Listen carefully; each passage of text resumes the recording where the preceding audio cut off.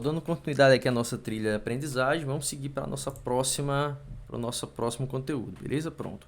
Essa parte aqui, pessoal, a gente já vai trabalhar com referências, alça de preenchimento, certo? E até mesmo, senhores, com alguns cálculos. Então, essa parte aqui ela é importante que você conheça, né? O uso da alça de preenchimento, o uso de referências. Então, a questão da referência, você vai ter que analisar. Por exemplo, o que é uma referência relativa? Uma referência relativa é quando eu tenho apenas, por exemplo, um valor sem nenhum símbolo de cifrão anteriormente. E já uma referência mista é quando eu tenho um símbolo antes da linha. Já uma referência absoluta ou antes da coluna. Já uma referência absoluta é quando eu tenho um símbolo antes e um símbolo antes da linha e da coluna. Aí você vai dizer, professor, e como é que isso funciona na prática? Aqui no material eu vou mostrar para você uma explicação passo a passo de como é que funciona essa questão da referência e até mesmo da alça de preenchimento. Mas aí, antes de você fazer a leitura do material, que o material está bem explicadinho, eu quero mostrar para vocês na prática como funciona isso.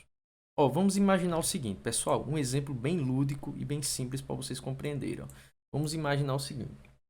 Vamos imaginar que eu tenho aqui, por exemplo, dois funcionários. Vamos imaginar que eu tenho aqui, ó, eu tenho aqui o nome do funcionário e eu tenho aqui o salário, certo? E aqui eu tenho o salário mais bônus. Vamos imaginar que é isso.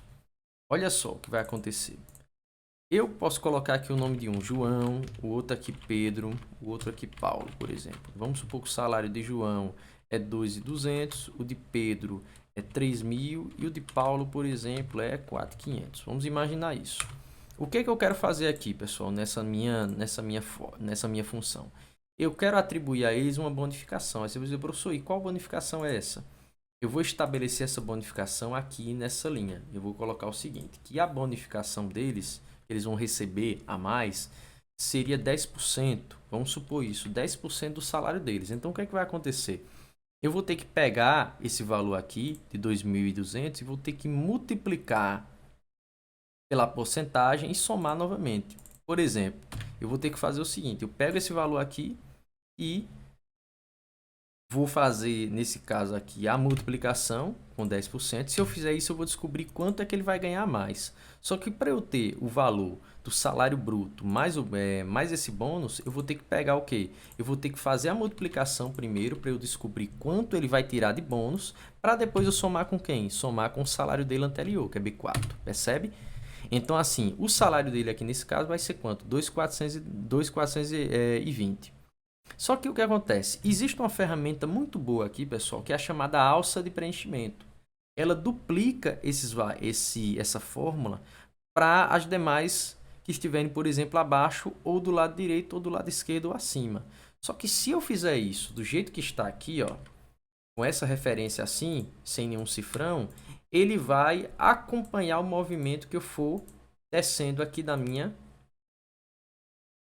alça de preenchimento. Então, ó, se eu desci uma linha, ele vai descer uma linha para cá também e para cá também. Para cá está correto, mas aqui não. Novamente, ó, desceu outra linha. Percebeu o que está acontecendo? Então, ele está sempre descendo uma linha. Aí você vai dizer, professor, e como é que eu faço para que isso não aconteça? Muito simples. Você não quer congelar esse valor aqui de 10%, que equivale a D1, na linha 1, ou seja, se eu mover para cima e para baixo, eu não estou movendo a linha. Se eu quero permanecer que essa linha fique exatamente como ela deve estar, então eu tenho que colocar um cifrão aqui antes do 1. A partir do momento que eu fizer isso, ó, quando eu descer, ele não vai sair daqui. A outra, B5, ele desceu. Ó. Por que ele desceu? Porque eu não coloquei nenhum cifrão aqui antes da linha. Então ele vai descer tranquilamente. Já esse aqui ele congelou de fato. Então esse cifrão ele serve para isso, para você manter o cálculo daquela função, daquela célula no mesmo lugar. É essa a ideia. Isso aqui nós chamamos de referência mista. A referência absoluta é quando eu coloco o cifrão antes da coluna e antes da linha. Qual é a diferença, professor? Quer dizer que se eu colocar na coluna, quer dizer que se eu mover para lá ou para cá, ele não vai sair do lugar. Esse valor vai continuar fixo. Mas nesse caso não há necessidade, porque eu estou apenas movendo para cima e para baixo. Então eu tenho que apenas congelar a linha. Por exemplo, se eu fosse mover esse valor para o lado direito, olha o que aconteceria. Ele iria pegar, ó, esse valor da coluna E.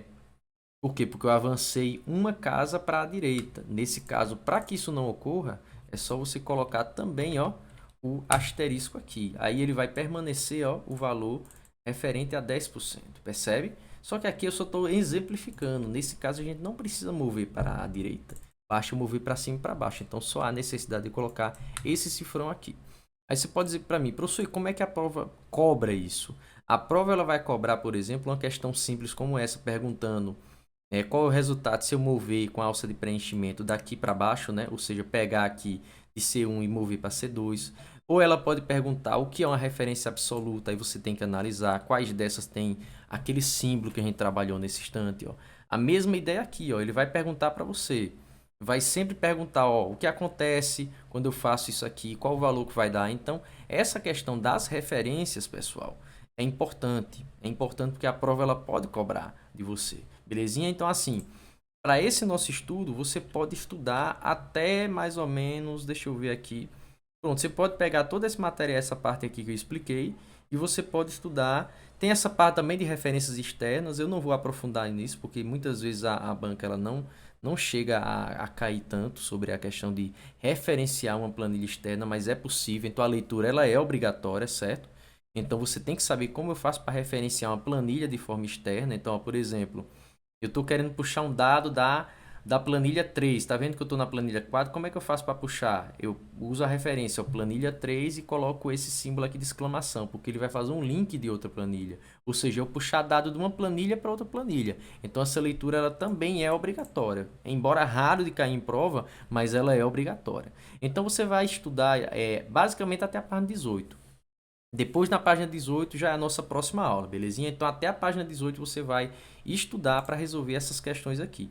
Embora eu acho que eu vou complementar mais questões, certo? Como tá em uma, como eu ainda estou, nesse momento que eu estou gravando a aula, eu estou construindo, mas é importante que você responda essas questões e mais outras que vierem aí, belezinha, pessoal? Então, ó, até aqui a página 18.